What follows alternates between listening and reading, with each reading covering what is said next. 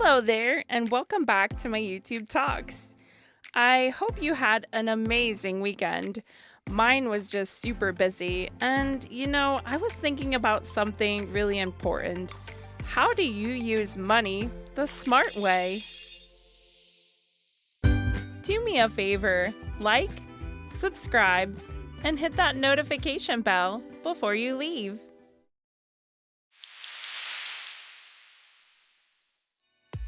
I'm going to share with you how I use cash and credit in my favor. So, you have to understand something.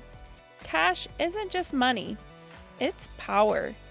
And that power should be used only for investments, like real estate, stocks, and anything that builds your wealth over time. But here's the key: never invest in something you don't understand. Jumping into an investment without knowledge, that's how people lose big. Before handing over your hard-earned cash, research every investment opportunity. Learn the risks and the rewards.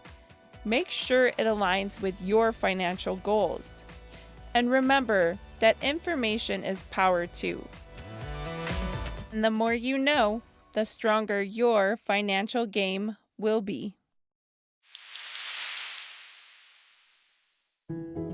Now, let's talk about credit. This isn't free money. This is a tool.